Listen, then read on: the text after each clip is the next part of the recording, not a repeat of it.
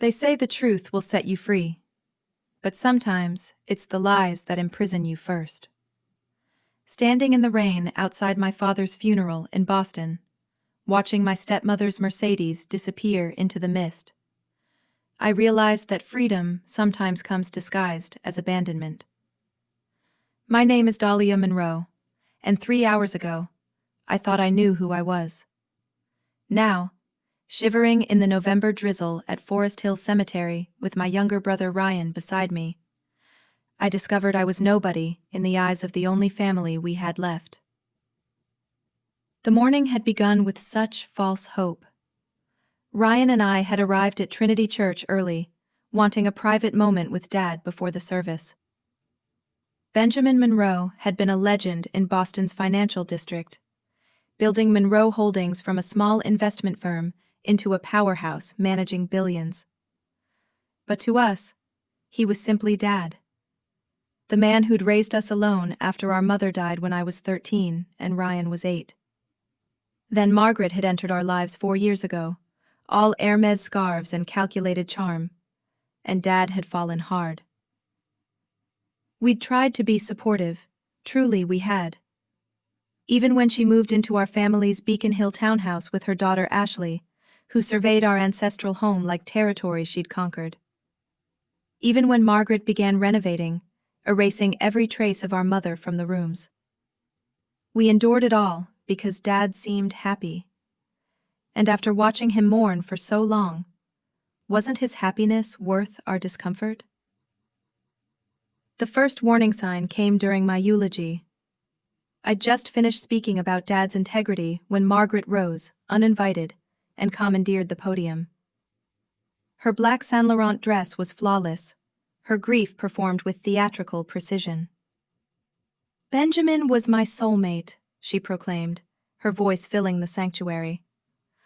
"I promise to honor his final wishes by maintaining everything he built.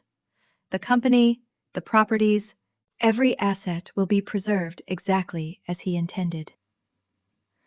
Something in her phrasing chilled me. The way she said every asset, like she was inventorying merchandise rather than honoring a husband. After the service, as we prepared for the burial, Margaret's attorney approached us. Jonathan Pierce, a man whose shark-like smile never reached his eyes, handed me an envelope with clinical detachment. "The will reading," he announced. "Mrs. Monroe thought it best to handle this efficiently." Right there, in the church vestibule with mourners still milling about, I opened the envelope and read the words that shattered everything. The new will, dated just 3 weeks before Dad's death, left everything to Margaret. The properties, the company, the investments, even the trust funds Dad had established for Ryan and me at our births. Everything was hers. "This can't be right," I whispered, my voice barely audible. "Dad would never do this." Margaret materialized at my shoulder, her perfume suffocating in the confined space. "Oh, but he did, dear. He realized you and Ryan needed to learn independence. It's what's best for you, really. Character building." "You're lying," Ryan said, his voice breaking. He was 24 but looked younger in his grief, his face ashen against his black suit. "Dad promised. He said we'd always be protected." "Promises evolve," Margaret said, examining her manicured nails. "Your father recognized the wisdom in leaving his legacy to someone capable of properly managing it. Now, if you'll excuse me, I have a burial to attend. Family only, I'm afraid." That's when her security appeared. 2 men in dark suits who'd materialized from nowhere, their hands firm on our shoulders as they escorted us from the church. Not violently, but with enough force to make resistance futile.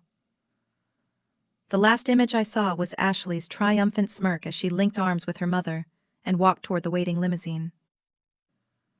So there we stood, in the rain, watching the funeral procession depart without us. My father was being buried, and we weren't even permitted to say goodbye. "Dahlia, what do we do now?" Ryan asked, his voice small and lost.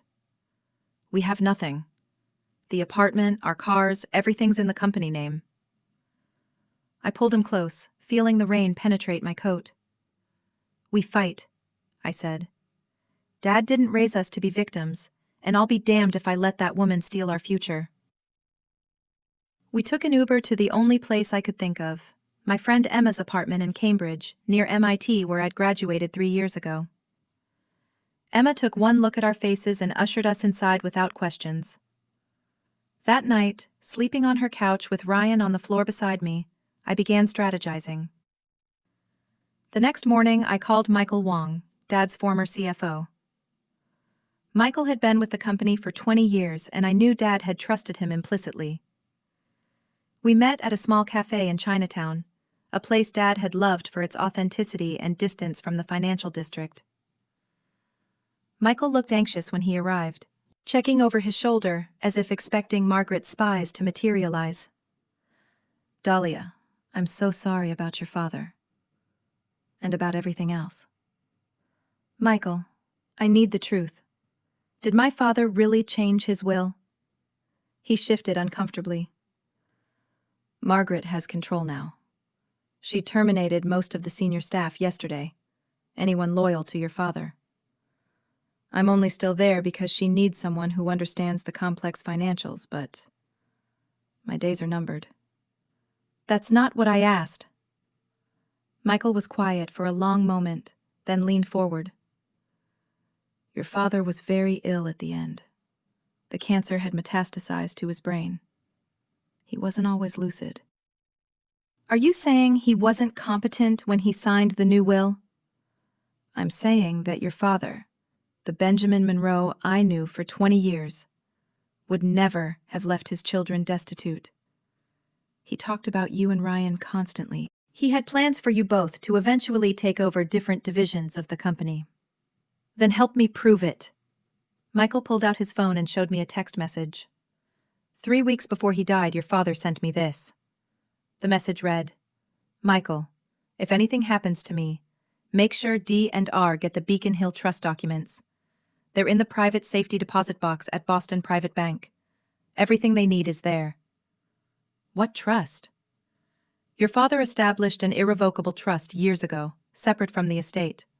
It was his failsafe, he said. But when I went to the bank yesterday, the box was empty. The access log showed Margaret had been there the day after your father died. My hands clenched into fists. She knew about it. There's more, Michael said, producing a flash drive. This is encrypted, but your father gave me the key months ago. He said if Margaret ever tried to take everything, I should give this to you. The password is something only you would know, he said. Something from your childhood. I took the drive, feeling its weight. Michael, I need one more thing. Do you know any good lawyers? Someone Margaret can't buy? Catherine Chen, he said without hesitation. She's brilliant, tenacious, and she despises corporate predators. Your father helped her once, years ago. She owes your family a debt. That afternoon, Ryan and I sat in Emma's apartment staring at the flash drive. The password prompt blinked mockingly. I tried everything. Birthdays, anniversaries, pet names. Nothing worked. Think, Dahlia, Ryan urged. What did Dad always say about passwords? They should be meaningful but not obvious. Then it struck me. When I was 9, Dad had taken us to the Boston Science Museum for the first time. I'd been captivated by the planetarium show, and Dad had spent hours explaining the constellations to me. That night, he'd said something I'd never forgotten. You see, Dahlia? Even in the darkest night, #meta, sex 0.05. There are stars to guide you home. I typed Polaris 2010. The drive unlocked. Inside were dozens of documents, financial records showing suspicious transfers from company accounts to offshore holdings in Margaret's name, medical records indicating Dad's severe cognitive decline in his final weeks, and most damning, a video file dated 1 month before his death. Dad appeared on the screen, gaunt and pale but clear-eyed. If you're watching this, he said, then Margaret has done what I feared she would. I'm recording this while she's out, because time is running out. The cancer has spread, and she's been bringing papers for me to sign. She tells me they're for the company, but I can't read them anymore. The words blur together. I've hidden the original trust documents, and Michael knows where they are. Everything I have should go to Dahlia and Ryan. Margaret gets only the prenuptial settlement, $3 million. That's all. Please, whoever finds this, protect my children. Ryan was crying beside me. We have to go to the police. No, I said, thinking of Margaret's connections, her lawyers, her ability to make problems disappear. We need more evidence. We need to be strategic. I called the lawyer Michael had recommended. Catherine Chen agreed to meet us that evening at her office in the financial district. She was younger than I'd expected, maybe 40, with an intensity that suggested she had something to prove. This is promising, she said after reviewing everything. But we need more. Margaret will claim the video was made when your father wasn't competent. We need witnesses.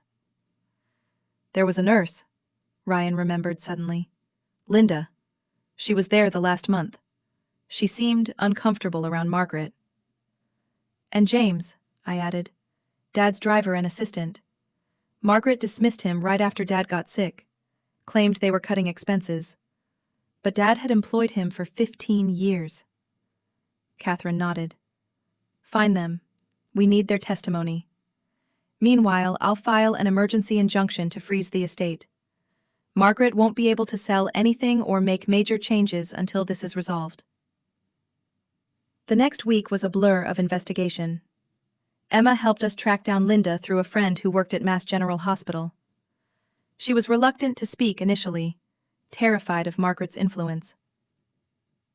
Mrs. Monroe made it clear that if I ever said anything, she'd ensure I never worked as a nurse again, Linda said, her hands trembling as she held her coffee. She can't hurt you if she's in prison, I said. Please, my father trusted you. Help us get justice for him. Finally, Linda agreed. She described how Margaret would enter the room when Benjamin was heavily medicated and guide his hand to sign documents. How she'd threatened to ban his children from visiting if he didn't cooperate. How she'd increased his pain medication doses without authorization, keeping him sedated and confused. Finding James was more difficult. He'd left the city entirely. Seconds 0.05 relocating to a small town in New Hampshire. When we finally located him, he was living in a modest apartment, far from the comfortable quarters he'd had at the townhouse. Miss Dahlia, he said when he opened the door, his eyes filling with tears. I'm so sorry. I should have done something. It's not your fault, James. But I knew, he said, his voice breaking. I knew what she was doing. She'd stand over him while he was barely conscious, making him sign things. He'd look at me with such fear. Once, when she left the room, he grabbed my hand and said, Protect them, James. Protect my children. But I was a coward. When she fired me, I just left. You can help us now, I said. Will you testify? James straightened his shoulders. Yes. I should have stood up to her then.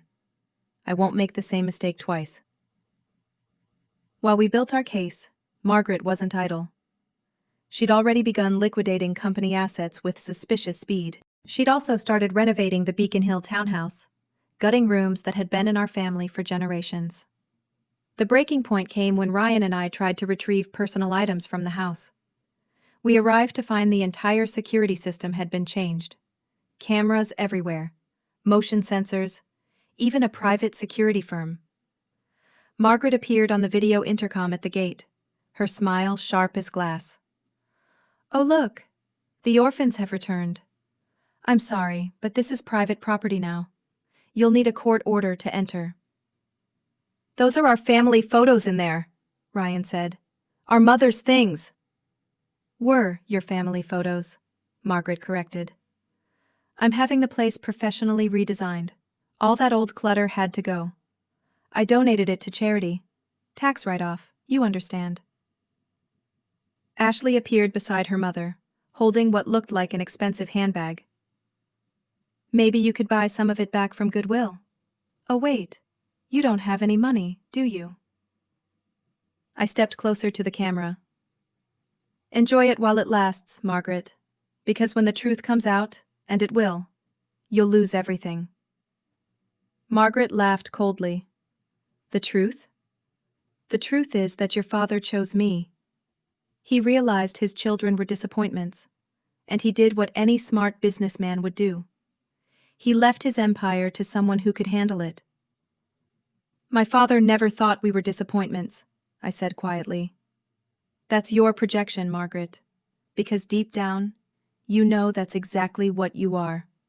A disappointment. A gold digger who had to steal what others earned. Her face contorted with rage before the screen went black. 2 days later, Catherine called with news. The judge has agreed to hear our case. Emergency hearing, next Monday. Margaret's lawyers tried to block it, but the evidence of financial irregularities was too compelling to ignore. What are our chances? With Linda and James's testimony, plus the video and financial records, I'd say strong. But Margaret won't go down without a fight. Be prepared for anything. The night before the hearing, I couldn't sleep. I stood on Emma's balcony, looking out over the Charles River, thinking about Dad. Had he known what Margaret was planning? Had he tried to protect us but been too weak to fight her? Ryan joined me, bringing me tea. You know what I keep thinking about? He said. That time Dad took us to Symphony Hall. You were maybe 15. There was that violin concert, and afterward, Dad said something about how music and art were what elevated humanity. How money was just a tool, but culture and family were the real treasures. I remember, I said. He said the Monroe legacy wasn't about the company or money. It was about what we did with those resources, how we lifted others up. That's what we should do, Ryan said. If we win, we should use the townhouse for something meaningful, something that would make Dad proud. A music foundation, I said, the idea forming as I spoke. For underprivileged kids. Music lessons, instrument programs, college scholarships. The Monroe Arts Foundation, Ryan said, smiling for the first time in weeks. The morning of the hearing arrived gray and cold. We dressed carefully, knowing appearances mattered in court. I wore my mother's sapphire necklace, the one thing I'd had with me when Margaret locked us out. Ryan wore Dad's watch, a gift from years ago. The Suffolk County Courthouse was packed. Word had gotten out about the case, and reporters clustered on the steps. Margaret arrived in a black town car, dressed in designer morning attire that probably cost more than most people's monthly salary. Ashley was beside her, looking bored and irritated. Inside the courtroom, the atmosphere was tense. Catherine had warned us that Margaret had hired the best legal team money could buy, led by a notorious attorney named Harrison Blake, who rarely lost estate cases. The judge, Honorable Elizabeth Martinez, was known for her no-nonsense approach and intolerance for legal theatrics. She reviewed the initial documents with an unreadable expression. Harrison Blake went first, painting a picture of a devoted wife who'd cared for her dying husband and been entrusted with his legacy. He portrayed Ryan and me as entitled children who couldn't accept their father's final wishes. Then Catherine stood up. Methodically, systematically, she began to dismantle their case. She presented the flash drive's contents, showing the financial irregularities.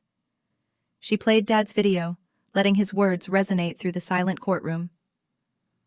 When Linda took the stand, the room was captivated. She described in clinical detail how Margaret had manipulated a dying man, forcing his hand to sign documents he couldn't comprehend. She would increase his morphine dose before bringing the papers, Linda testified. He'd be barely conscious. Sometimes he'd try to resist, but she'd tell him he was signing medical forms. #Meta. He trusted her because she was his wife. Harrison Blake tried to discredit her, suggesting she'd been compensated for her testimony, but Linda held firm. I'm here because it's the right thing to do. Mr. Monroe was a good man who loved his children. What happened to him wasn't right. James's testimony was even more damaging. He described years of small manipulations that had escalated as Dad got sicker. Mrs. Monroe would isolate him from his children. She'd tell him they were too busy to visit, while telling them he was too sick for visitors. She controlled all access to him in those final months. "And you witnessed her forcing him to sign documents?" Catherine asked. "Multiple times. She'd prop him up in bed, put a pen in his hand, and guide it across the paper. He'd look at me with such confusion and fear. Once, he managed to whisper, 'Help me.' But what could I do? She had all the power." Margaret's composure began to crack. She whispered furiously to her lawyers, her face flushed with anger. Then came the pivotal moment.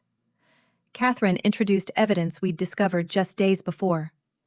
Security footage from the bank, showing Margaret entering the vault with a locksmith the day after Dad's death, before the will had even been read. "How did Mrs. Monroe know about a private safety deposit box that wasn't mentioned in any estate documents?" Catherine asked. "How did she know to empty it before the will was read? Unless she knew the new will was fraudulent and the original trust documents were there." The judge leaned forward.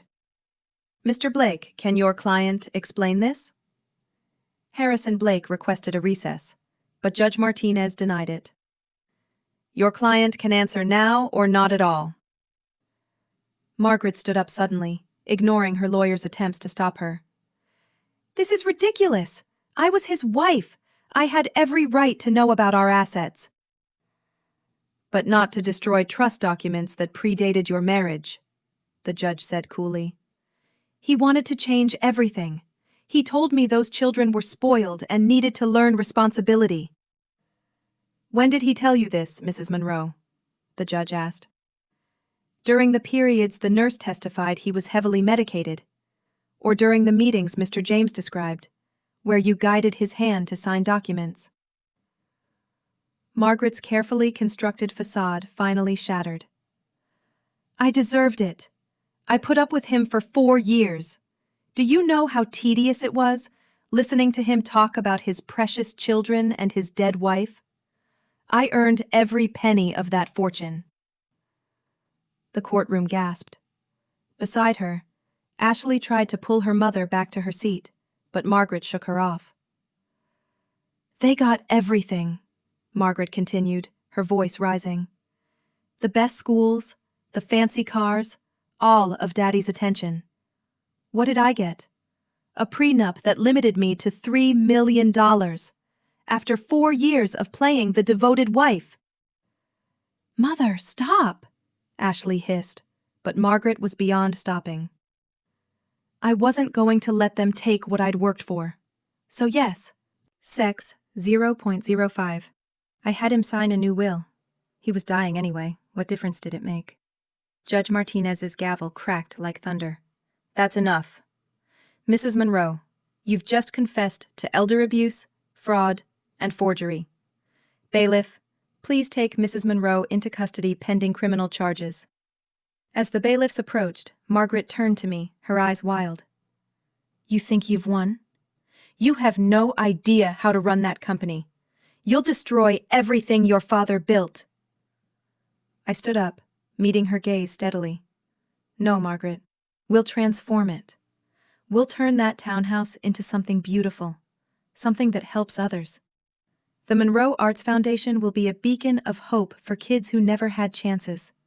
And every time you see it in the news, every time you hear about another life we've changed, you'll know that you could have been part of something meaningful. Instead, you chose greed. And now, you have nothing." Ashley was crying now, mascara running down her cheeks. "This isn't fair." "We deserve that money. We deserve that house."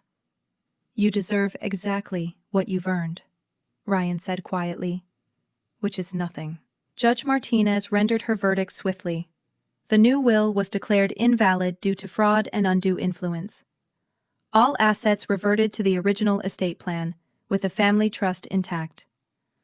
Margaret's prenuptial agreement would be honored, she would receive her $3 million, minus legal fees and restitution for the assets she'd already liquidated.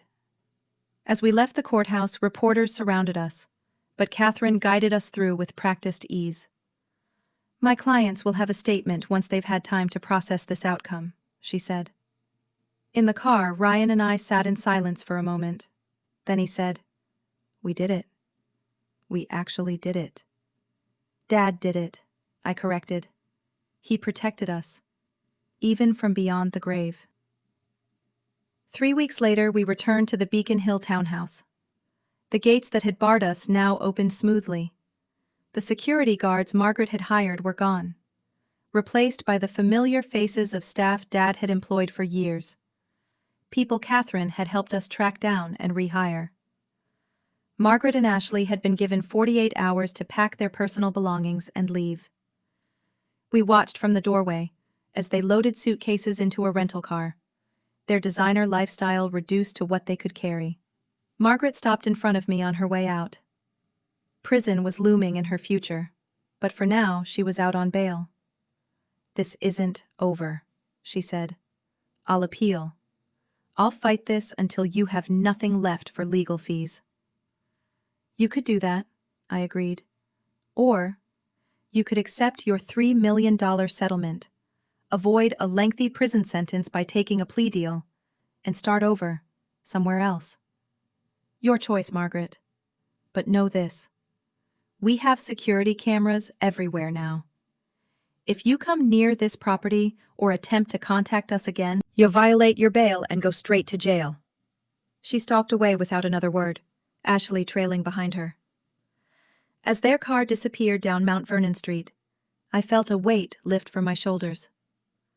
The transformation of the townhouse took 8 months. We preserved the historical architecture but opened it up, making it welcoming rather than imposing. The ballroom became a recital hall. The formal dining room was converted into a music library. The top floor was redesigned as practice rooms with soundproofing. The Monroe Arts Foundation officially launched on what would have been Dad's 65th birthday. The opening gala raised $4 million for music education programs. Ryan performed a cello concert in the new recital hall, and I watched from the balcony as children from underserved communities in Roxbury and Dorchester tried violins for the first time in what was once Margaret's gold-adorned sitting room. Standing in Dad's old study, now my office, I found his journal in a hidden compartment Margaret had missed. His final entry, written in a shaky hand, read, "I may not have much time left, but I trust my children to carry on our family's true legacy, not the money or the company, but the commitment to enriching lives through art and opportunity. D&R. If you're reading this, know that you were always my greatest achievement. No fortune could ever compare to the privilege of being your father." I closed the journal and looked out the window at Boston Common, where children were now arriving for their music lessons. Margaret had been wrong about so many things, but most of all about this. The Monroe legacy was never about what we kept. It was about what we gave away. A year has passed since that day in the rain at Forest Hills Cemetery. Margaret took the plea deal, serving a reduced sentence. Ashley disappeared to Miami, trying to reinvent herself with diminishing success. The company has thrived under new leadership, with Michael Wong as CEO and me overseeing the foundation. Ryan is studying at the New England Conservatory now, his dreams finally realized. He comes home on weekends to teach cello to the kids in our program. Watching him with them, patient and encouraging, I see so much of Dad in him. As for me, I've learned that inheritance isn't just about money or property. It's about the values passed down, the lessons learned, the love that transcends death. Margaret tried to steal our inheritance, but she never understood what it truly was. She saw only the surface wealth, not the deep roots of family and purpose that no legal document could sever. The Monroe Arts Foundation has provided instruments and lessons to over 400 children in its first year, We funded music programs in 15 Boston public schools and sent 60 students to music camps and conservatories. Every note of music that fills the halls of what is now the Monroe Center for Music Education is a testament to what really matters. That's the real inheritance my father left us. The understanding that true wealth isn't measured in dollars, but in the lives you touch and the dreams you help realize.